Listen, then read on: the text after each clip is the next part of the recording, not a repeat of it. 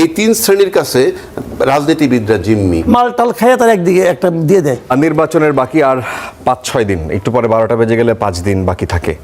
ঠিক এই সময়ে এসে ডেডলাইন 12 ফেব্রুয়ারি, এই সময় এসে নির্বাচন বানচালের ষড়যন্ত্র হতে পারে, এটা কিন্তু তিনজনই বলেছেন এক এক সময়। এখন হয়তো রিসেন্ট পাস্টে আমরা শুনি নাই।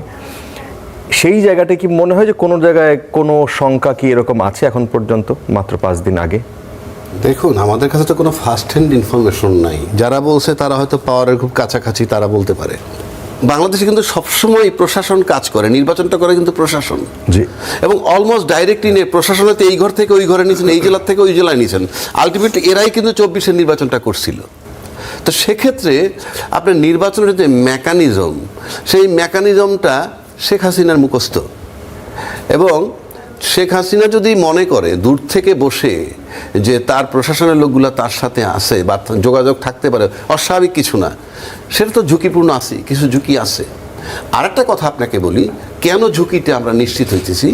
আমরা সম্প্রতি দেখেছি যে ক্যান্টনমেন্টে প্রবেশকালে একজন জামাতের ঢাকা 17 আসনের, তার সাথে অনেক বাকবিতণ্ডা হয়েছে এবং তার শব্দ প্রয়োগ ভালো ছিল না।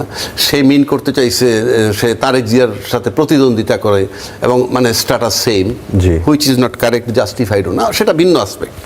কিন্তু আমার ওখানে এটা মূল বিষয় না। মূল বিষয় হচ্ছে বডি ওয়ার্ন ক্যামেরায় যে ফুটেজ ছিল, সেই ফুটেজ যখন বের হয়ে যায় তখন ন্যাচারালি যে নিরাপত্তার কারণে আপনি গেট থেকে ঢুকতে দিলেন না, এটা ক্যান্টনমেন্টের আইন ঠিক আছে যে গানম্যান সহ ঢুকতে দিব না, কারেক্ট।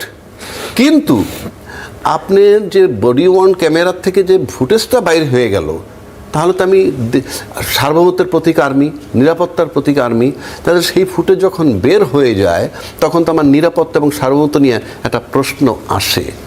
তাহলে এটা যদি হতে পারে, এই ফুটেজ যে আরও কত কি গেছে কি না গেছে আমরা তো জানবো না, এগুলো শঙ্কার জায়গা। এটা তো হওয়া উচিত না, একটা স্বাধীন দেশে এইভাবে হওয়া উচিত। সেদিক থেকে শঙ্কা যে একেবারে উড়িয়ে দেওয়া যায় না। যতক্ষণ পর্যন্ত 12 তারিখের নির্বাচন হবে, 13-14 তারিখ ফলাফল হবে, তখন আমরা মোটামুটি নিশ্চিত হব। এখন আসেন গণভোট। গণভোটের ভিতরে কিছু সংস্কার, কিন্তু আমাদের কোনো সংস্কার কিন্তু হয়নি 5ই আগস্টের পরে। গণভোটটাকে যদি ইফেক্টিভ করা যায় তাইলে ওখানে সংস্কারের কথাগুলো বলা আছে। ওটা যদি কার্যকর না হয় আপনার কোনো সংস্কার হবে না। এখন এই যে গণভোটের বিষয়টা এখানে আছে, সেটা যদি আপনি না করেন, গণভোটটাকে যদি না করেন, আমরা যারা নির্বাচনে যাচ্ছি আমাদের নির্বাচনটাই আইনগতভাবে সিদ্ধ নয়। কোনো সংবিধানের অধীনে আমরা নির্বাচনে যাই নাই।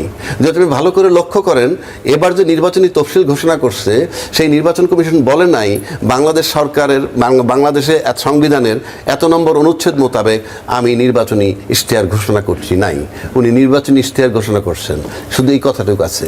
আপনি কারণ যদি আপনি ওই সংবিধান মোতাবেক যান, তাহলে যেদিন সরকার পতন হয়েছে, ওত নিচের নতুন সরকার, সেদিন থেকে 3 মাসের মধ্যে নির্বাচন হবার কথা, কোনো কারণে না হইলে আরও 3 মাস, ওইটা সংবিধানে আছে। তারপরে বলা নাই যে যেদিন খুশি সেদিন। আপনি ফেব্রুয়ারি 26-এ নির্বাচন দিতেছেন, কোন আইন বলে? আমি কোনো আইনের হদিস পাই না। এখন যদি গণভোটটাকে আপনি অ্যাপ্রুভাল করেন, তাইলে আপনি অন্তত, এই জন্য গণভোটটা আগে চাওয়া হয়েছিল।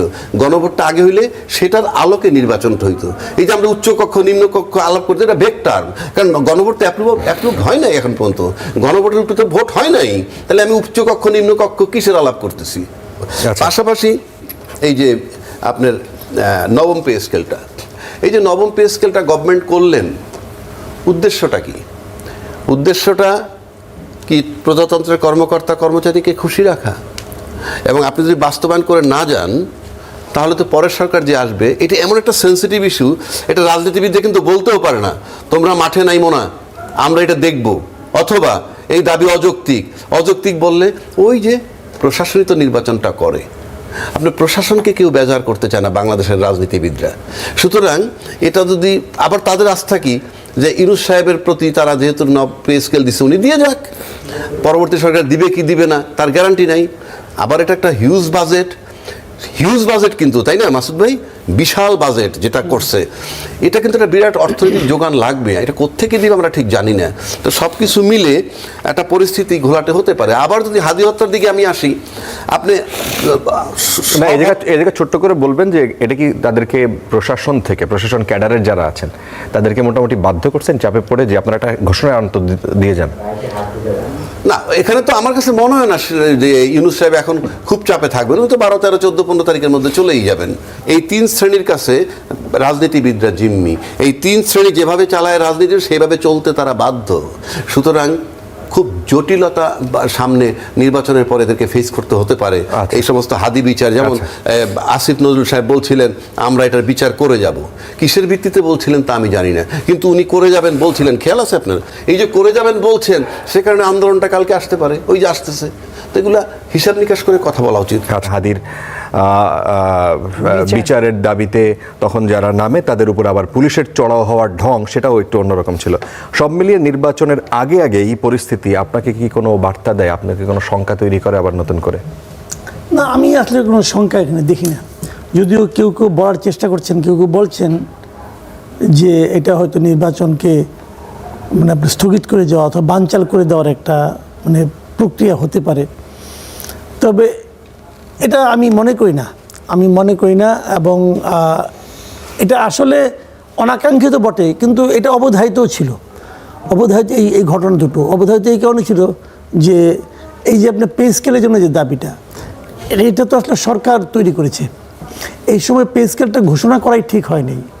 আর পে স্কেল ঘোষণা করা তো ওনাদের কাজ না, কারণ এটা তো একটা পলিসি ম্যাটার। এই পলিসি ম্যাটার একটা আর যখন তারা ঘোষণা করে তখন তাদের আয়ু 1 মাসও নাই। এই সময় তারা এই ধরনের একটা পলিসি ম্যাটার ঘোষণা করা মানে কি, পরবর্তী সরকারকে তারা বাধ্য করছে এই জিনিসটার এই ঝুঁকিটা এবং এই চাপটা নেওয়ার জন্য। এটা তো এই সরকার পারে না, এটা ইচ্ছা করে তারা অন্যায়টা করছে। আবার হাদির এই বিষয়টা নিয়ে যেটা হয়েছে, দেখেন হাদি নিহত হয়েছে, তার একটা বিচার হওয়া উচিত। বিচারের একটা প্রক্রিয়া আছে, নিয়মকানুন আছে। সেখানেও আমি মনে করি যে একটা ঝামেলা যেটা হয়েছে যে এই সরকার একটা মানে আপনার ধারণা মানুষের মধ্যে তৈরি করেছে, মানুষের মধ্যে হোক অথবা ছাত্রদের মধ্যে হোক অথবা তরুণদের মধ্যে হোক, সেটা হলো এই ইনকিলাব মঞ্চ বলেন অথবা বৈষম্যবিরোধী ছাত্র আন্দোলন বলেন অথবা এনসিপি বলেন, এরা যদি মাঠে অবস্থান নেয় তাহলে সরকার তাদেরকে কিছু বলবে না। এই ধরনের একটা ধারণা তারা কিন্তু তৈরি করেছে। বরঞ্চ প্রয়োজনে তাদেরকে ঠান্ডা হাওয়া দিয়ে, ঠান্ডা জলীয় বাতাস দিয়ে তাদেরকে ঠান্ডা রাখবে, মাথা ঠান্ডা রাখার জন্য বলবে। এটা অতীতে হয়ে আসছে। এই হাদির মঞ্চ যারা আছে এরা তো কিছুদিন আগে দিনের পর দিন তারা কিন্তু শাহবাগ অঞ্চলটা দখল করেছিল, কেউ কিছু বলে নাই, পুলিশও কিছু বলে নাই, আইন শৃঙ্খলা বাহিনীও কিছু বলে নাই। তারা হয়তো ওই উৎসাহে আজকেও আসছে। তো আজকে তারা মানে তাদেরকে আর সহ্য করা হয় নাই, তাদেরকে মার দেওয়া হয়েছে। দেখবেন যে কালকে লোক কমে গেছে, কারণ তারা তো জানতো যে আমরা এরকম করলে আমাদেরকে কেউ কোনো বাধা দেবে না, পুলিশকে আমরা ধমকাবো, গাইলাবো, কেউ কিছু বলবে না, সহ্য করবে। এরকম একটা ধারণা কিন্তু তাদেরকে তৈরি করা হয়েছে গত 1.5 বছরে। কাজে এই জন্য এটা হয়েছে, তা না হলে আর তো কিছু না। দেখেন হত্যাকাণ্ড গেলে হাদির হত্যাকাণ্ড, আর কোনো হত্যাকাণ্ড না, সব হত্যাকাণ্ড, যার যায় তার যায় ভাই। এই যে তেস্তুরীবাজারে একটা বিএনপি স্বেচ্ছাসেবক দলের একজন লোক মারা গেলেন না, তো ওইটা নিয়ে তো হচ্ছে না। ওই হত্যার জন্য বিচার হচ্ছে না। বিচার তো বিচারের মতোই চলবে, কারণ আপনি চাপ দিলেন তাড়াতাড়ি হয়ে যাবে সব। এটা তো একটা নিয়ম আছে। তারা একটা হাদি হত্যাকাণ্ডতে একটা তদন্ত রিপোর্ট দেওয়া হয়েছে, তারা নারাজি দিতেই পারে। এই নারাজি তদন্তেও ঝামেলা হইতে পারে। আমি মনে করি এই সমস্ত তদন্তগুলি সেকেন্ড টাইম আরেকবার চেক করা উচিত, যে তদন্তের আমাদের দেশে পুলিশের দেওয়া ম্যাক্সিমাম তদন্ত রিপোর্ট বায়াস হয়, মাল টাল খাইয়া তারা একদিকে একটা দিয়ে দেয় ম্যাক্সিমাম। কাজে এরকম তদন্ত রিপোর্ট দিলে পরে ওই তদন্তকারী কর্মকর্তার উপরে অ্যাকশন নেওয়া উচিত, তাহলে ওদের এগুলো থামে। কারণ পুলিশের তদন্ত মানে আমার মনে হয় না, এখানে আমার দুই পাশে দুইজনই আইনজীবী, ওনারা ভালো জানেন যে পুলিশের তদন্ত মানে হলো অবিশ্বাস করার মানে 32টা কারণ আছে, বিভিন্ন রকমভাবে হয়। এগুলি ঠিক না। একটা সুশাসন কায়েমের জন্য এগুলো দেখা উচিত যে তুমি এই ধরনের তদন্ত রিপোর্ট দাও কেন। আপনার কাছেও একই প্রশ্ন, নির্বাচন নিয়ে এখনো এই লেভেলে এসে 4-5-6 দিন বাকি, আপনার কোনো শঙ্কা মনে হয় কিনা? দেখেন, নির্বাচনটা নিয়ে অনেক ষড়যন্ত্র হতে থাকছে। আমি বলবো যে চুপ থাকছে তা না। মাসুদ কামাল ভাই যেভাবে বললেন, আমার দুঃখ যে আমি বলতে পারলাম না, এই কারণে যে সব দল থেকেই দেখেন 3টা বড় দল, 2টা বড় দল আর একটাকে জোর করে সরকার বড় দল বানিয়ে রাখছে। 3টা দলকে যদি আমরা ধরি, তিনটা সেই দলে একটা কোনটার কথা বলেন, মানুষ কনফিউজড হবে। আপনি জানেন, সবাই জানে, এটা বলার বোধহয় দরকার পড়ে না এখন আর। আচ্ছা। তো এখন যেমন ধরেন যে বড় দলরা বাংলাদেশ টেলিভিশনে ভাষণ দিবে, ওই একটা দলও দিবে, জি। সবাই দিবে। জি। তো যাদের অতীতে কিছু না কিছু ছিল যে অভিজ্ঞতা, তারা দিবে, যাদের কোনো অভিজ্ঞতাই নেই তারাও দিচ্ছে। জি। তো যাই হোক, আমি ওটা বলছি না, আমি যেটা বলছি যে নির্বাচনটা যে ষড়যন্ত্রের মধ্যে দিয়ে যাচ্ছে, আজকে প্রতি 3 জন লোক একসাথে হলে 2 জনই জিজ্ঞেস করতে, ভাই নির্বাচনটা কি হচ্ছে? এই যে এত প্রত্যয় যোগ করার পরেও কিন্তু এই কথাটা, যত প্রত্যয় যোগ হতো ততবার বলতো। আপনি দেখেন মাত্র কয়েকদিন আগে সেনাপ্রধান হঠাৎ করে বলা নাই কওয়া নাই উনি বললেন যে নির্বাচন হতেই হবে এই সময়ের মধ্যে। এটা কিন্তু ওনার সাবজেক্ট না। উনি বলতে পারেন যে নির্বাচনে আমরা যথাসাধ্য আমরা সাপোর্ট দিব, যদিও এর আগে সাপোর্ট আমরা দেখি নাই। সেনাবাহিনীর লোকজন ছিল, কিন্তু সবই কিন্তু নির্লিপ্ত হয়ে আকাশের দিকে চোখ দিয়ে তাকিয়েছিল। তো সেটা বলতে পারতেন, সেটা না বলে বললেন যে হতেই হবে। এই হতেই হবে জিনিসগুলো যখন আসে তখন একটুখানি আমরা একটু কনফিউশনে পড়ি। এবং এই মুহূর্তে যেটা বলা হচ্ছিল যে নির্বাচনের আগে বড় ঘটনা ঘটতে পারে, এটা কিন্তু যেমন তেমন লোক বলে নাই। খোদ প্রধান উপদেষ্টা বলেছিলেন যে নির্বাচনের আগে বড় ধরনের ঘটনা ঘটতে পারে। আজকে হঠাৎ করে এটা কিন্তু কোনো প্ল্যানের মধ্যে নাই যে আজকে এরকম একটা আন্দোলন হবে। এই আন্দোলন কিন্তু আরো 10-15 দিন আগে আপনার স্থিমিত হয়ে গেছে। স্থিমিত আন্দোলনটা হঠাৎ করে এই সরকার, যে সরকার, যেটা রাজ্জাকি সাহেব বললেন, যে সরকার আছে আর 2-3 দিন, সেই সরকারের কাছে চাওয়ার কি আছে তাদের? আর সেই সরকারই বাকি যে আপনার এই নবম পে স্কেলের কথা উনি বলে যান। এটা একটা আগুন ধরিয়ে গেলেন না, যে দেশের লক্ষ লক্ষ হাজার কোটি টাকা দেনার দায়ে ভুগছে, যে দেশে এখন পর্যন্ত মানুষ 2 বেলা 2 মুঠো খাওয়ার নিশ্চয়তা দিতে পারছে না, কোটির ঘরে মানুষ বেকারের সমস্যায় ভুগছে। এর মধ্যে একটা শ্রেণী সরকারি কর্মচারী কয়জন? আপনি বোঝেন এই খরচটা বাড়ানো মানে কি? প্রাইভেটে আরেকটা চাপ পড়বে, জিনিসপত্রের দামে আরেকটা চাপ পড়বে, স্কুল কলেজ মাদ্রাসা থেকে শুরু করে সমস্ত জায়গায় আরেকবার দাম বাড়ানোর হিড়িক পড়বে। এই অঙ্কটা কিন্তু কাগজের নোট বাড়ছে, মানুষের কিন্তু মেন্টাল কোনো কিছু বাড়ছে না। কাগজের নোট বাড়ার সাথে সাথে আপনার সরকারি কর্মচারীদের বাড়ার সাথে সাথে বেসরকারি কর্মচারীরাও হয় বাড়বে, না হয় তাদের টানাপোড়েন আরও বাড়বে, দুইটার একটা। এটা সরকার কেন করলেন আমার বোধগম্য না। একটা অনির্বাচিত সরকার, সেইখানে আর হাদি হত্যা, আমি হাদির ব্যাপারে আমি অনেক সচেতন। আমি চাই এটার বিচার হোক এবং চুলচেরা বিচার হোক, আমি চাই। কিন্তু একটা বিচার করতে তো একটা সময়ের দরকার। দেখেন শেখ হাসিনা ফ্যাসিস্ট, শেখ হাসিনা স্বৈরাচার, তার বিচার করেছে, সেটা করতেও কিন্তু তড়িৎ করেছে ট্রাইব্যুনাল, বিশেষ ট্রাইব্যুনাল, সেটা করতেও কিন্তু 1 বছর 1 মাস লেগেছে। তো হাদির বিচার করতে গিয়ে আবার সরকার যেটা করলেন, যেই সময়টা সরকারের হাতে কোনো ক্ষমতা থাকে না, আপনি খেয়াল করেন, সরকার এখন যখন ইসির কাছে চলে যাবে, আপনার তফসিল ঘোষণা হওয়ার পরে সরকার কিন্তু কোনো কাজ করতে পারে না। অথচ আমরা কি দেখলাম, হাদির ভাইকে চাকরি দিলেন, যেখানে একটা আনস্কিল এই জায়গাটায়। যদি স্কিল হতো আমার কোনো দুঃখ ছিল না। উনি বলে যেতে পারতেন, যদি নির্বাচনটাকে উনি কনফার্ম ধরেন, তাহলে উনি পরবর্তী সরকার যারা আসবেন সবার উদ্দেশ্যেই বলতে পারতেন, আপনারা যেই আসেন এই পরিবারটার পাশে থেকেন। তাহলে কিন্তু আমরা সবাই খুশি হতাম এবং হাদির পরিবারও কি একটা কিছুর মধ্যে থাকতো। সেটা না করে উনি সরাসরি ব্রিটেনের মতো জায়গায় উনি কিন্তু দিয়ে দিলেন, নাম্বার 1। নাম্বার 2, উনি কি করলেন, আপনার ইসি কার্যালয়ের ইসি পর্যন্তকে আরো কাউকে তার সংশ্লিষ্ট অনেককে উনি বিমানের ডাইরেক্টর বানিয়ে দিলেন। কিসের জন্য তাও বুঝলাম না। শুনেছি ওইখানে হাজার হাজার কোটি, 37,000 কোটি টাকার খেলা চলছে, তা বানায় দিলেন। তো এই যে বানায় দেওয়াটা, এই টাইমে কিন্তু এগুলা করার কথা ছিল না। তো এগুলা করার কথাই কিন্তু আবার মনে হয় আসলেই কি নির্বাচনটা সঠিক সময়ে হচ্ছে, নইলে আমার এত খাই বেড়ে গেল কেন? আচ্ছা মাসুদ কামাল, ইশতেহার দেখলাম আজকে, বিএনপির ইশতেহার, কালকে জামাতের ইশতেহার ছিল। নতুনত্ব কি পেলেন, আপনার মূল্যায়ন কি? একই সাথে প্রধান দুটি দলের তাদের যদি কম্প্যারিজনও আপনি নিয়ে আসতে পারেন, আপনার কেমন মনে হয়েছে সব মিলিয়ে? ইশতেহার যেটা হয়েছে, ইশতেহার তো খারাপ হয় না, এদের ইশতেহার ভালো। আপনি যদি ওই জামাতের ইশতেহার দেখেন, ওটাও ভালো। তারা অনেক গবেষণা গেলেন, গবেষণা করে অনেক দিন ধরে জিনিস লিখবে। আর আমি চট করে আমার মতো একটা লোক একদিনে ভুদুরে ভাই ফেলা মরে তো হয় না রে ভাই, তারা তো আমার চেয়ে অনেক মেধাবী। আপনি আওয়ামী লীগের ইস্তেহারগুলি নিয়ে আসেন, অসাধারণ লেখা। অসাধারণ। তো ইস্তেহারে কী লেখা আছে এটা ইম্পর্টেন্ট না, ইম্পর্টেন্ট হলো ইস্তেহারটা কীভাবে আপনি বাস্তবায়ন করবেন, ইস্তেহারটা কারা বাস্তবায়ন করবেন, এটা হলো ইম্পর্টেন্ট।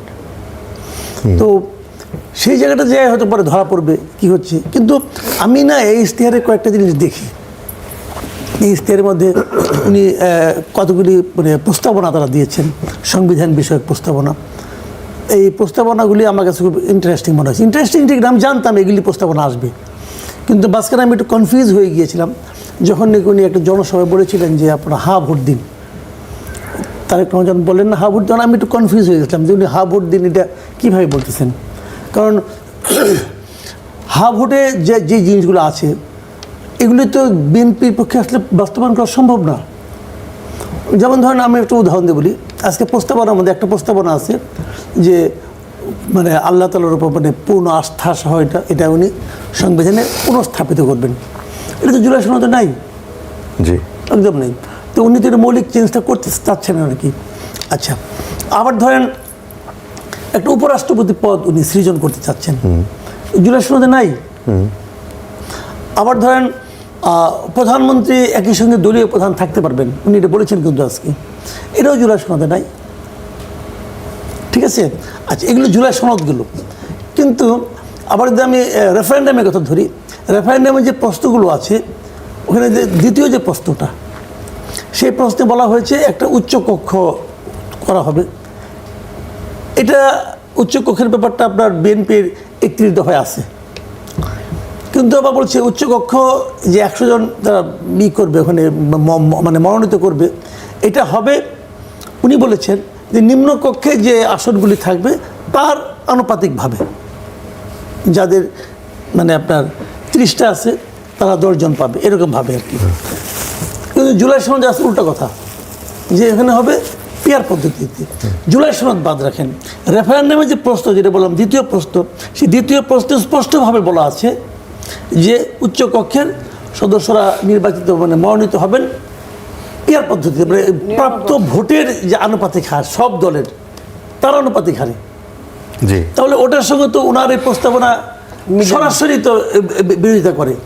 এখন ধরেন ওনার ওই মানে কেউ একজন বিএনপির লোক যিনি এই প্রস্তাবনায় অথবা ইশতেহারে বিশ্বাস করেছেন, উনি তো ইশতেহার বিএনপিকে যারা ভোট দিবে তারা কিন্তু ইশতেহার দেখে ভোট দিবে। ইশতেহারের সঙ্গে ওনাদের কোনো নেতার বক্তব্য যদি কনফ্লিক্ট করে তাহলে ইশতেহারই টিকবে। কিন্তু তো এখানে এটা একদম লিখিত ডকুমেন্ট, তো যদি এটা দেখে কেউ ভাবে যে আমি বিএনপিকে ভোট দেবো, যে বিএনপি দেখলো যে সে আপনার কি বলে ওখানে যে সে মানে পিয়ার পদ্ধতিতে করলো, মানে 100 জনকে আনলো, তো লোক বল ভাই আমি তো আপনাকে এই কারণে ভোট দিই নেই, আমি তো আপনাকে আপনি ইশতেহার করে ভোট দিছি। আবার বিএনপি যদি ওই পিয়ার পদ্ধতিতে 100 জন নিয়োগ করে তাহলে তারা আবার এখানকার এইটা তো আবার টিকে না। তো এই জায়গাটাতে আমার কাছে একটু মনে হয়েছে যে আমি মানে একটু আমার বিবেচনা আমি একটু আনন্দিতই আর কি, যে এই তথাকথিত যে রেফারেন্ডাম, তথাকথিত অর্থাৎ আমি এটাকে রেফারেন্ডাম মনে করি না, তো এটা তো জাতির উপর চাপাই দেওয়া হয়েছে। এবং এই রেফারেন্ডাম আমি মনে করি এটা কোনোভাবেই গ্রহণযোগ্য রেফারেন্ডাম না। এই রেফারেন্ডাম নির্বাচন কমিশন উচিত এটা বন্ধ করে দেওয়া, এটা একদম বন্ধ করে দেওয়া উচিত। কারণ এই রেফারেন্ডামের জন্য এই দেশের প্রত্যেকটা জেলা প্রশাসক দণ্ডনীয় অপরাধ করছে এই সরকারের প্ররোচনা এবং চাপে। দণ্ডনীয় প্রত্যেকটা জেলা প্রশাসকের জেল হওয়া উচিত 1 বছর করে।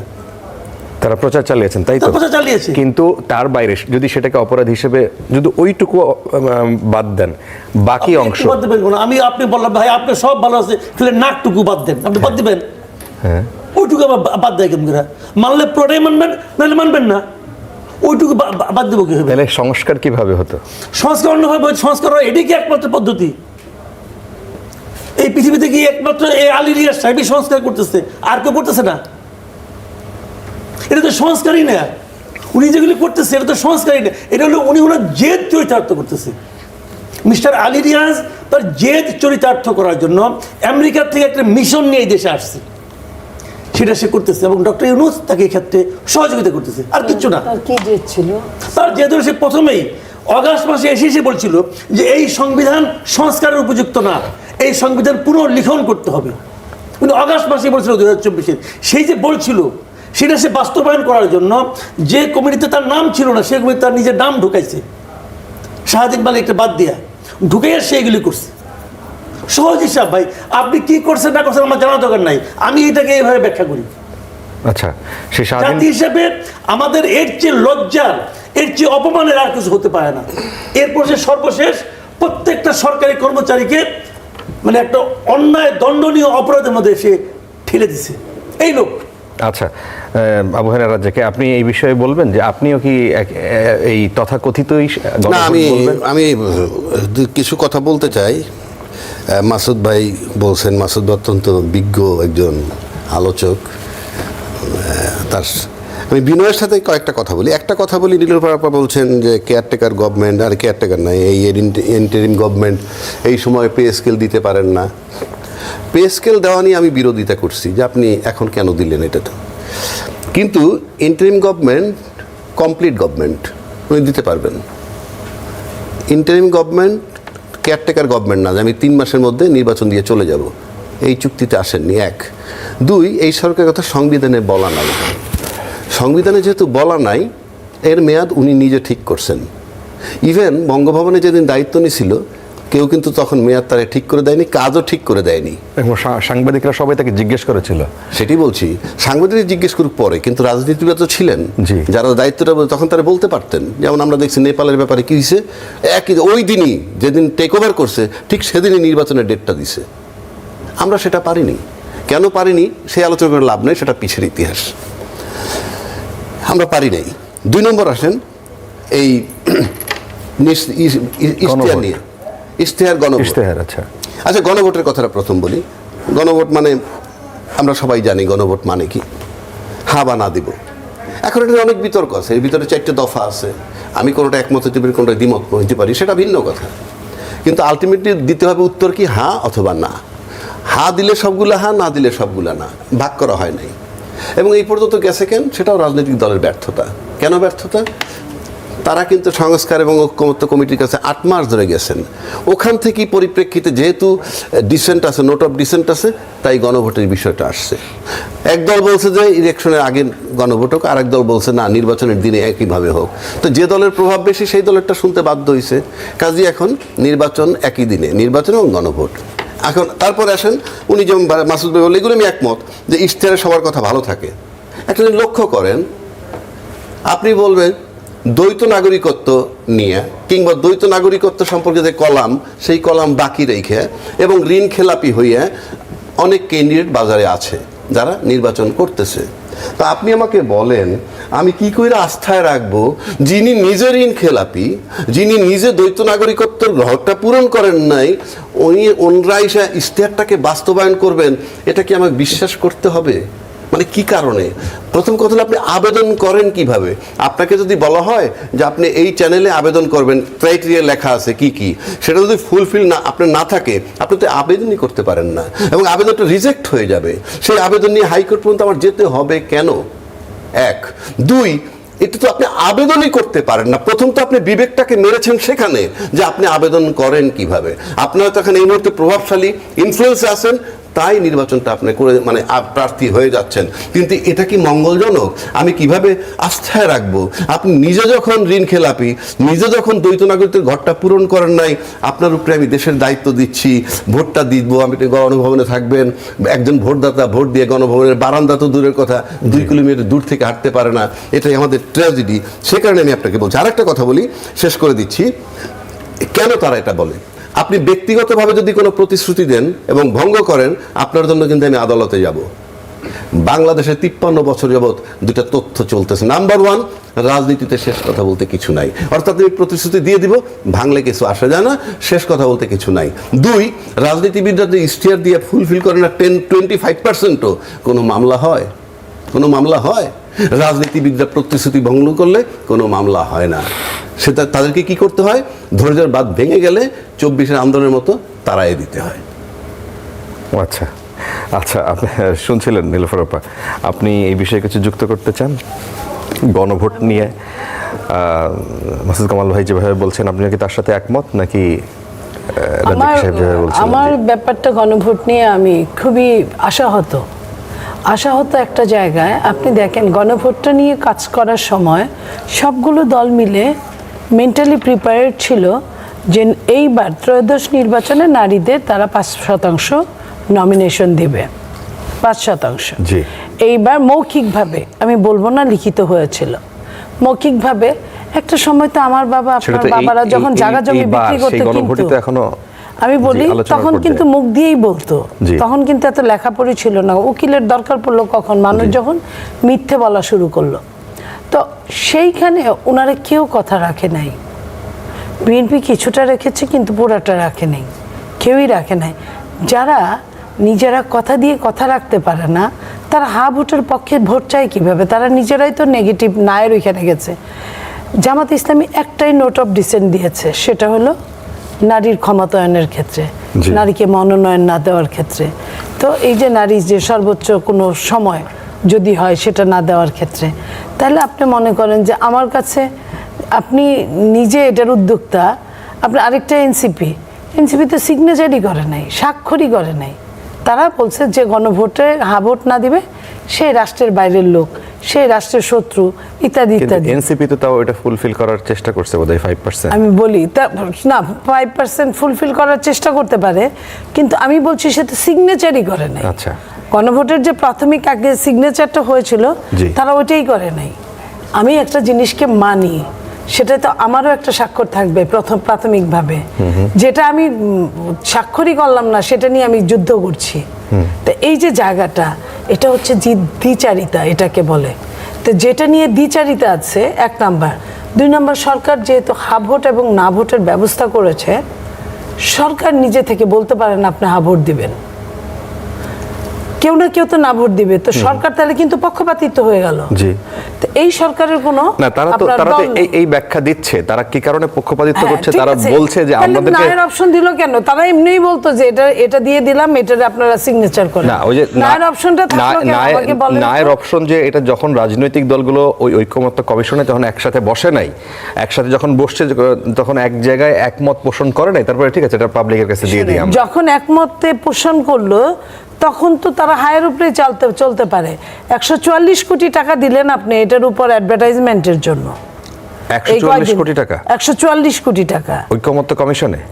এই যে বিভিন্ন প্রতিষ্ঠান, মানে ইগুলা সেক্টরগুলোতে, সমাজ কল্যাণ, এরা যে অ্যাড দিবে বিভিন্ন, এই অ্যাডের উপর সরকারের বিভিন্ন মন্ত্রণালয় 144 কোটি টাকা আপনি খরচ করছেন হায়ের পক্ষে ভোট দেওয়ার জন্য। আপনি তো ওইখানেও বলেন নাই যে আপনি আপনার ভোটটা যথাযোগ্য স্থানে দিবেন। নিয়ম কি? আপনি দুটো অপশন রাখলে আপনি কোনো পক্ষ যেতে পারেন না, আপনি সরকার, আপনি যেতে পারেন না। কিন্তু এই সরকার গিয়েছে, এটা আমাকে আহত করেছে। আমি যেখানেই ভোট দিই, যেমন ধরেন বিএনপির সম্পর্কে আজে বাজে যা ইচ্ছা তাই বলেছে। বিএনপির প্রথমে নজরুল ইসলাম খান হচ্ছে আমাদের নির্বাচনের চিফ অ্যাডভাইজার, চিফ কোঅর্ডিনেটর। উনি বললেন যে হ্যাঁ আমরা তো হাই ভোট দিব, তারপরেও বিশ্বাস করলেন না, তারপরে আরো কথা বলা শুরু করলেন। তখন মহাসচিব বললেন যে আপনারা হায়ের উপর ভোট দিবেন, তারপরেও যখন আজে বাজে কথা বলা শুরু করলেন, তখন কিন্তু আমাদের চেয়ারম্যান সাহেব নিজেই বললেন আপনারা হায়ের পক্ষে ভোট দিবেন। তো এই যে বলাটা, তারপরে বলে আমাদের দিকে ভয় পাইছে। তো আজকে নির্বাচনের জন্য কিছু বলছে না, 2 দিন পরে এটাই কিন্তু চরম আকার ধারণ করবে, চরম থেকে চরমতর আকার ধারণ করবে। আচ্ছা, আমি একটু অন্য প্রসঙ্গে যেতে চাই। মাসুদ ভাই কিছু কি যুক্ত করতে চান? না, যুক্ত করার কি আছে? খুব আদর করে যত্ন করে মানুষ করছে, কোনো কিছু তো অভাব রাখে নাই, এবং তাদের বাবা মারা এই দেশ থেকে ইনকাম করছে। তাহলে এই দেশের আলো বাতাস খেয়ে, এই দেশের টাকা পয়সা খেয়ে, এই দেশের জনগণের ট্যাক্সের পয়সায় তারা চলে, তারপরে তারা কিভাবে দেশ বিরোধী কাজগুলো করার জন্য পায়তারা করতে পারে? আমি বলবো আমি না, আপনি আপনার জন্য যদি সম্পূর্ণ হ্যাঁ না হয়, সম্পূর্ণ না হয়, তাহলে আপনি একটা ঝগড়াকে কিনে আনছেন। তো ঝগড়াকে আপনি যখন কিনে আনছেন, তাহলে এটা কি দেশের পক্ষে গেলে কি ঝগড়া হয়? আমি ওই বিরোধী মানে দেশকে বিক্রি করে দেওয়ার জন্য ওইসব বলছি না, ওইটাও একটা পার্ট আছে, ওইটাও একটা পার্ট আছে। নির্বাচনের 3 দিন আগে আপনি আবার বলছেন আপনি চুক্তি হবে, কিসের চুক্তি? আপনি চুক্তি করার অধিকার রাখেন? আপনি তো জনগণের ভোটেই আপনার প্রতিনিধি না, আপনি কিভাবে চুক্তি করেন? জনগণের ভোটের প্রতিনিধি হলেও চুক্তি করলে শেখ হাসিনা অকেশনালি ভোটের অধিকারী ছিল, অকেশনালি মানুষ ভোট দেয় না, কিন্তু সে দেখাইতে পারছে। গভর্নমেন্ট আমার সংবিধানে এখন নাই, থাকলে তার মেয়াদ 3 মাস হইতো, আর যদি তাকে তত্ত্বাবধায়ক সরকার হিসেবে নিয়োগ দেওয়া হইতো, সেটা তো নাই। আর রাষ্ট্রপতি তাকে কি বলছে, সুপ্রিম কোর্টের জাজমেন্টে বলছে এরকম একটা সাংবিধানিক শূন্যতা দেখা দিলে এরকম একটা সংবিধান সরকার গঠন করা যেতে। সাংবিধানিক শূন্যতা মানেই সংবিধান নাই। শূন্য মানে কি আপনি দেখেন, ভালো করে অর্ডারটা পড়লেই হবে। আমি আপনাকে আরেকটা কথা বলবো, আমি শেষ করি, আপনি বলেন। এখন আসেন গণভোট, যেমন গণভোটের কথা উনি বলতেছেন যে গণভোট আর ভিত্তি নাই, এখনো পর্যন্ত ভিত্তি নাই যতক্ষণ পর্যন্ত পাস না হয়। বাট গণভোটটার ভিতরে বলা আছে, ওইটার ভিতরে যে সংস্কার, সেখানে বলা আছে 5% নারী সদস্য দিতে হবে নমিনেশন, সেটা কিন্তু নীলুফার আপা টানছেন। তার মানে গণভোট পালন করতেছি না, হবে কি হবে না সেটার বিরোধিতা করতেছি, কিন্তু সেটার 5%-এর কথা আবার নিয়ে আসছে কেন? যে বিএনপি কিছু দিছে, 5% পূরণ করে নাই, জামাত তো একেবারেই দেয় নাই। কিন্তু প্রশ্ন তো কেউই তো মানেন নাই। 1, 2, গণভোট মানার প্রশ্ন তো এখন আসতেছে না যতক্ষণ পর্যন্ত অ্যাপ্রুভাল না হয়, তখন দেখা যাবে 5% দেয় কিনা। 3 নম্বর আসেন, এনসিপি স্বাক্ষর করেনি। অনেক সময় কিন্তু নায়ের ভিতরে হাত থাকে। এনসিপি যে স্বাক্ষর করেনি তাতেও কিন্তু দেশবাসী বিশ্বাস করে না যে ওরা জুলাই সনদ চায় না। কেউ কি বিশ্বাস করে যে ওরা জুলাই সনদ চায় না? কিন্তু সে স্বাক্ষর করেনি। কেন করেন তার প্রেক্ষাপট অন্য, সেটা আমরা মান অভিমান অনেক কিছু দেখছি। স্বাক্ষর না করেও কিন্তু সবাই নিশ্চিত যে এনসিপি জুলাই সনদের বাস্তবায়ন চায়, কারণ তাদের নিরাপত্তার প্রশ্ন এখানে জড়িত। কিন্তু এখন নায়ের ভিতরে হাত থাকে কেন এইটা, আর যারা স্বাক্ষর করছে তারা যে মানে না সেটাও চূড়ান্ত। কারণ আমি গণভোটে গেলাম কেন তাইলে? মেনে নিলে তো গণভোটে যাওয়া লাগে না, নোট অফ ডিসেন্ট আছে বলেই তো গেলাম, তার মানে মেনে নেওয়া হয় নাই। যেমন শেখ হাসিনা 560টা মসজিদের বাজেট ছিল সৌদির টাকায়, কতগুলো করছে আমরা জানি না, ও 300-র উপরে বোধহয় করছে, পুরোটা করতে পারে নাই। উনি 560টা মসজিদ বানানোর পরেও কিন্তু উনি মুসলিম বিদ্বেষী হিসেবে পরিচিত। আবার জামাত যদি 500 মন্দির বানায় তারপরে কিন্তু তারা বলবে না মুসলিম বিদ্বেষী, 500 মন্দির বানানোর পরেও বলবে না। তার মানে কি? নায়ের ভিতরে হ্যাঁ, প্লাস কার কি ইন্টেনশন, কার কি চিন্তাধারা সেটা মানুষ জানে। সেজন্য বললাম এনসিপি স্বাক্ষর করলে না করলে কিছু আসে যায় না। তবে সরকার ফেরত আসছে, হ্যাঁ, ফেরত আসলেই সংসদ মানতে বাধ্য নয়, ওইটা মানতে বাধ্য নয়। সংসদ যদি মনে করে আমরা তত্ত্বাবধায়ক সরকারে যাব না, ওই জাজমেন্টে কিছু আসে যায় না। আবার তত্ত্বাবধায়ক সরকার যদি ফেরত নাও দিত কোর্ট, তারপর যদি সংসদ মনে করতো যে আমরা তত্ত্বাবধায়ক সরকারে ফিরে যাব, কোনো বাধা নাই, মানতে হবে। আচ্ছা, পরিষ্কার, সুপ্রিম কোর্টের জাজমেন্টের উপরে সংসদ পরিষ্কার। মাসুদ কামাল, আমরা আজকে দেখলাম যে ইলেকশন কমিশন তারা মোট 81 সংস্থার 55,500 পর্যবেক্ষক, তারা 55,500 প্রায় বোধহয় 8-10 জন কম আছে, তারা এই পর্যবেক্ষক তারা নিয়োগ দিয়েছে। সেখানে পাশা নামের একটা নাম সর্বস্ব, একজনই কর্মকর্তা, একটা সাইনবোর্ড আমরা দেখলাম, একটা পত্রিকায় এসছে, সেখানে সেই একজন কর্মকর্তার আন্ডারে 10,000 জন একা ওই সংস্থা 10,000 জনের আবেদন করেছে এবং 127 আসনে তারা পর্যবেক্ষণ করবেন। তো এখন এই ব্যাপারটাকে আপনার কাছে কি মনে হয়? এটা কি ইলেকশন কমিশন জেনে শুনেই তাদেরকে অনুমোদন দিয়ে দিল, নাকি এটা আসলে এটাই প্রক্রিয়া?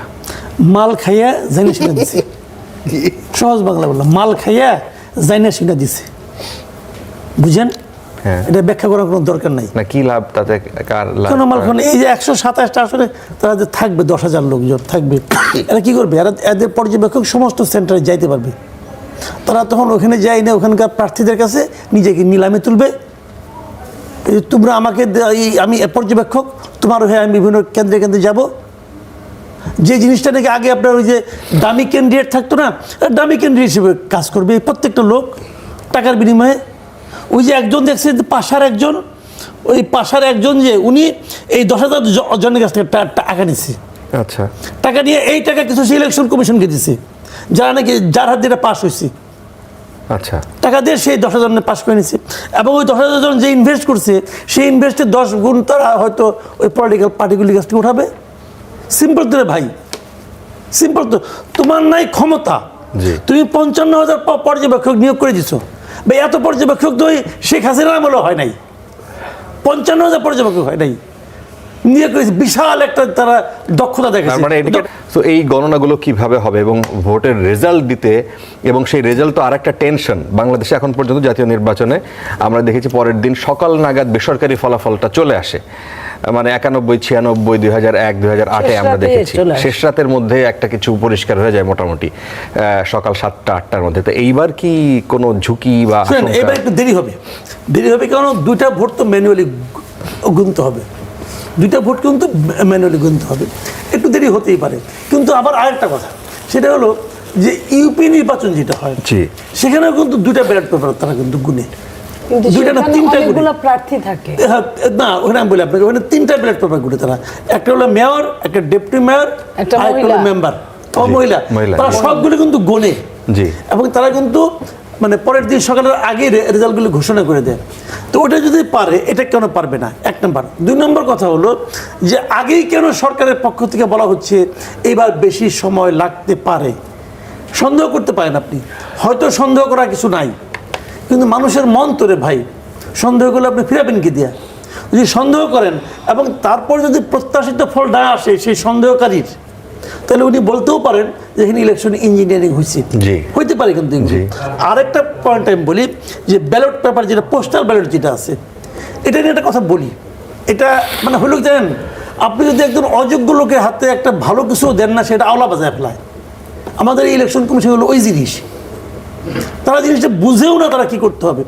আপনি কি পোস্টাল ব্যালটটা দেখছেন কখনো? কি হয় ঘটনাটা, কিভাবে কি হয়েছে? একটা খাম পাঠাইছে, প্রথমে আপনাকে অ্যাপে নাম নিবন্ধন করতে হয়েছে, ওখানে আপনার ঠিকানা দিচ্ছেন, তার এনআইডি, তার ছবি সবকিছু মিলানো হয়েছে।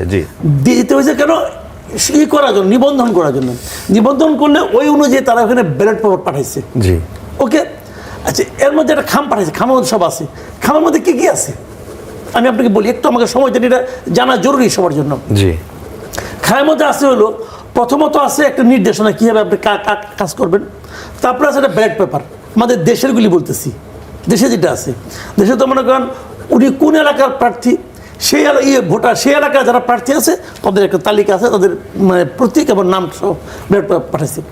ব্যালট পেপারের সঙ্গে আছে একটা হলফনামার মতো, হলফনামা ঠিক মানে আপনার ওটাকে কী বলা হয়, যে উনি নিজে হলফ দিয়ে বলবেন যে আমি সেই ব্যক্তি, তারপরে ওনার নিজের নাম লিখতে হবে, তারপর ওনার স্বাক্ষর দিতে হবে, তারপর ওনার এনআইডি নাম্বারটা ওখানে লিখতে হবে। এটা উনি ভাঁজ করবেন, ভাঁজ করে একটা খামের মধ্যে ঢুকাবেন, মানে উনি যে সেই ব্যক্তি এটা। আর 2টা ব্যালট পেপার আছে, একটা হানা এবং ওইটা, ওই 2টা ভাঁজ করে এই 2টা, ওই খামটা এবং এইটা সবগুলি মিলে আরেকটা খামে ঢুকাবেন, যে খামে নাকি নির্বাচন কমিশনের কাছে পাঠিয়ে দেবেন। আচ্ছা, নির্বাচন কমিশন খামটা খুলবে, খুইলে ওই যে যেটা মধ্যে তার পরিচয়পত্র আছে ওটাকে আলাদা করে রাখবে, এবং এই ব্যালট পেপারটা আরেকটা খাম যেটা আছে, আরেকটা খামটা রিটার্নিং অফিসারের কাছে সে পাঠিয়ে দেবে। সিস্টেমটা বুঝেন? নির্বাচন কমিশনে যারা থাকবেন, যারা এটা খুলবেন, এরা সবাই কি মসজিদের ইমাম? না, তা তো না। একজন যদি খুলে যে কোনটা কে পাঠাইছে, তাহলে কিন্তু আমার ভোটের গোপনীয়তা কিন্তু এখানে লঙ্ঘিত হওয়ার একটা চান্স থাকে কিনা বলেন? আমি খুলে দেখলাম, আমার মধ্যে এনআইডি নাম্বার আছে, সব ঠিকানা আছে, আমি ঠিকানা দেখলাম সে কোনটাতে পাঠাইছে, সে কোনটাতে করছে, টিক চিহ্ন দিচ্ছে, আমি দেখে রাখলাম। এই যে আমি দেখলাম, এটা তো ভোটের গোপনীয়তা থাকলো না। যদি পরবর্তী কোনো গভর্নমেন্ট ধরা যায়, কথার কথা বিএনপি ক্ষমতায় আসলো, বিএনপি এসে বললো যে সরকারি কর্মকর্তার মধ্যে কে কে জামাতকে ভোট দিয়েছে তালিকাটা আমার একটু দেও তো দেখি। আচ্ছা, এই ভয়ে আমি বললাম কি জানেন, আমার পরিচিত 2-1 লোক যারা নাকি আর্ম ফোর্সে আছে আর কি, তারা বলতেছে ভাই আমি ভোটই দিব না। এই জিনিস তো অন্য কোনো দেশের সাথে কপি করা, সব দেশেই আছে। ইউএসএ ভাই সব দেশে আলাপ বাদ দেন, সব দেশে কি ইমাম আছে? সব দেশে কি আপনার সব দেশের এই যে যারা কর্মকর্তা, যে কোনো একটা দেশে একজন মন্ত্রী যদি বলে একজন ডিস্ট্রিক্ট কমিশনারকে যে আপনি বেআইনি কাজটা করেন, সে করবে? প্রাইম মিনিস্টার বললেও করবে না, করবে? আমাদের এখানে একজন উপদেষ্টা বলছে, সবাই সুর করে করতেছে, একজন জেলা প্রশাসকের প্রতিবাদ করে নাই, বলে নাই যেটা করা যায় না। এরাই তো আবার রিটার্নিং অফিসার। রিটার্নিং অফিসারকে আরপি ওটা পড়ে নাই? পড়ছে তো। তারা কেউ প্রতিবাদ করলো না কেন, কেউ বললো না কেন যেটা আপনি করতে পারেন না? কেন তাদেরকে 3 সপ্তাহ অপেক্ষা করতে হলো নির্বাচন কমিশন থেকে সেই প্রজ্ঞাপনটা আসার জন্য? এবং প্রজ্ঞাপনটা দেওয়ার পরেও জি। এখনো কিন্তু আমি মোবাইলে সরকারি গভর্নমেন্ট ইনফরমেশন হিসাবে পাই যে হামারকে ভোট দিন। আমি কালকে পেয়েছি একটা। আচ্ছা, কি বলবেন আপনি? ওই যে বললো না সরকারকে মানতে হবে, এই সরকার কিভাবে আসছে, আসলে মূল কথা হলো এই সরকারটা হলো একটা জগা খিচুড়ি সরকার। তারা সংবিধান না মেনে আসছে, সংবিধান না মেনে করে, আবার নিজেদেরকে বলে যে আমরা একটা সাংবিধানিক সরকার বলে, কিন্তু না আবার তারা এটাও বলে তারা তো আসে নাই, তাদেরকে আনা হয়েছে। তাদেরকে আনা হয়েছে, ঠিক আছে আনা হয়েছে, তারপর সে নিজেদেরকে কিভাবে বলে যে আমরা সাংবিধানিক সরকার, তত দাবি করে এটা। তো সাংবিধানিক সরকার মানে কি? জি। একটা সংবিধানে আপনি 2টা মানবেন, 3টা মানবেন না, তাহলে আপনি কি সাংবিধানিক সরকার হলেন? আপনি বলেন যে আমি একটা জগা খিচুড়ি সরকার, সবাই আমি খিচুড়ি খাওয়াবার জন্য আসছি, এটা বলেন আপনি। আচ্ছা আচ্ছা, জনাব রাজ্জাকি, যদি এই বিষয় নিয়ে কোনো মন্তব্য থাকে না। আপনি বলতে পারেন। আমি যেটুক জানি, এই সরকার যখন ওত নিছে, ওত নিতে বলতে হয় যে আমি সরকারের প্রধান হিসাবে, মানে কোন সরকারের, আমি অন্তর্বর্তীকালীন সরকারের প্রধান হিসাবে শপথ করিতেছি, যে উনি অন্তর্বর্তীকালীন সরকার হিসাবে শপথ নিছেন। জি, উনি সরকার একবারও বলে নাই আমরা সাংবিধানিক সরকার, ওনারা বলছেন বলছে। অন্তর্বর্তীকালীন সরকার। আমি আপনি দেখাই যাই আচ্ছা, দেখাই। জুলাই ঘোষণাপত্র, জুলাই এই, ঘোষণাপত্রের দেখেন। 20 নম্বর ধারায় হ্যাঁ। এই সরকার বলছে এটা একটা সাংবিধানিক সরকার। সেটা আসতেছি, পড়েন আপনি এখনই। আমি আচ্ছা, বলতেছি, কিন্তু ওত নেওয়ার সময় তো বলেন বলেন না। এটা দেখেন। পরে আসছে হয়তো হ্যাঁ। বলেন। বুঝতে পারছি, না, না, নিজেকে বলতেছে। ওই জুলাই আমি তো সনদে- বলিনি যে শপথ করছি। জি। জুলাই সনদে কি বলছে সেটা বলছে। জুলাই সনদ না, জুলাই ঘোষণাপত্র। আরে জুলাই ঘোষণাপত্র, জি। সেটা আমরা বারবার বলছি, এটা কারেকশন করা দরকার আছে। কি জানেন, আচ্ছা। তাদের কোনো মেয়াদও দেয় না এটার ভিতরে, ওইটার ভিতরে কিন্তু মেয়াদ দেয় নাই, জি। দেওয়া উচিত ছিল। আর যেটা বলছে সাংবিধানিক, ওটা ঢুকাইছে। কারণ কি, এই সরকার নানান চাপে ছিল, অনেক কিছু, বাট সে ওত নিছে অন্তর্বর্তী সরকার। দেখেন, জি। আরেকটা, ওনার সাথে আমি একটা বিষয়ে একমত, এই যে ইয়েটা যেটা বললো যে পোস্টাল ভোটার, যেটা এখানে যদি সব ওপেন হয়ে যায়, এটা বাংলাদেশে চলে না। কেন চলে না আমি বলি। আমেরিকায় যদি আপনি সিস্টেমে যান, দেখেন সেখানে লিখতে হয়, আপনি যখন নাগরিকত্বের আবেদন বা কোনো কিছু আবেদন করেন, সেখানে লিখতে হয় যে আপনি কোন দলের সমর্থক, সেটা লিখতে হয়। কিন্তু আমার দেশে আপনি এটা লিখতে পারবেন না, ইউল বি আইডেন্টিফাইড। আবার ওই রকম গণতান্ত্রিক যে ডোনার যারা, এটা ওপেন, যে আমাকে অমুক ব্যবসায়ী এত টাকা দিচ্ছে, তমুক ব্যবসায়ী এত টাকা দিছে।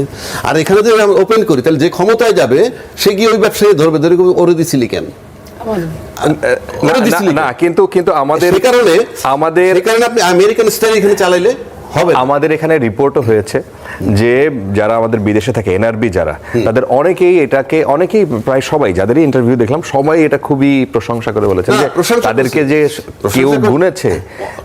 আমি ওটা তো ওই কারণে। না না, প্রশংসা ভোট দেওয়ার না না না, চান্স কারণ আছে। Exactly. ওই যে প্রশংসা করছে, এটা আমি এটা পলিসিগত নিয়ে বললাম, আর প্রশংসা করছে সেটাও জাস্টিফাইড। কেন? তারা তো ভোটটা দিতে পারতেছে, ভোটটা দিতে পারতেছে, যেটা আগে ছিল না। এটা তো আমি অ্যাপ্রিসিয়েট করি, কিন্তু আমি বলছি ভবিষ্যতে হয়তো এইগুলো সংশোধন করা হবে, যে কিভাবে এখানে সিম্পল একটা জিনিস আসতে পারে, জি। যে আমি অমুক ওয়ার্ডের আন্ডারে আছি, আমি সিলিপ মেরে দিলাম, আচ্ছা। ভেরিফাইটা সিক্রেট থাকবে, এনআইডিটা সিক্রেট থাকবে, এনআইডি নাম্বার ভেরিফাই করবে তো সেন্ট্রালি, Right. ধরেন কম্পিউটারের মাধ্যমে, সেটা কেউ জানবে না, ওইটা সিক্রেসি মেনটেন করবে, যাতে এনআইডি নাম্বার লিখতে না হয়। তাহলে এটা ভবিষ্যতে হবে। আচ্ছা। আর 8 লাখ 10 লাখ ভোট, তাতে 12 কোটি ভোটের মধ্যে আমরা এটা নিয়ে বিতর্ক না করলেও পারি, তবু তো আমরা একটা সিস্টেম শুরু করলাম। জি জি, নীলুফার চৌধুরী মনি, আমরা একদম শেষের দিকে। আমার এই ব্যাপারে ওনার সবচেয়ে দুঃখজনক, অনেকেই বলে আঙ্গুল দিয়ে যে এই ইসি কারো না কারো পকেটে ঢুকে গেছে, কারো না কারো হয়ে কাজ করছে। বুঝায় যে বিএনপিরই এটা বুঝায় এরকম যে কি যাদের নাগরিকত্ব, ডুয়েল নাগরিক, যারা ঋণ খেলাপি, এসব বোঝানোর চেষ্টা করে। কিন্তু এই ইসি যেটা করেছে, যেটা আপনার আলফাবেটীয়ভাবে যে তারা বলেছে যে তারা প্রতীকটা নিয়ন্ত্রিত করেছে, কিন্তু সেখানে অনেক ভুলভাল। প্রথমটাই আনারস, আপেল, আপেলের পরে আনারস, আনারসের পরে আপেল হওয়ার কথা।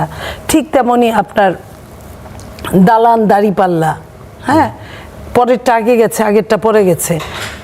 ধানের শীষকে খুঁজে পাওয়া যাচ্ছে না। ধানের শীষকে খুঁজে না পাওয়ার জন্যই যত রকমের কারসাজি সব করছে। ধানের শীষের মধ্যে সিল দিয়ে যদি ভাঁজ করেন আপনি, তাহলে অন্য ঘরে চলে যায়। এই যে জিনিসগুলো আপনার ধরেন যে অনেকের এইখানে হয়তো বা এনসিপির অভিজ্ঞতা নাই, জামাতের অনেকের অভিজ্ঞতা নাই, বাট ইসিরা তো অনেক সময় সরকারি কাজ করেছে। এই ইসিরা তারা কেন এত বড় ভুলটা করলো? তারা কি জেনে শুনে ভুল করলো? এটা একটা। যতগুলো পোস্টাল ব্যালট পেপার পাওয়া গেল, সব কিন্তু একটা নির্দিষ্ট দলের লোকদের বাড়িতে।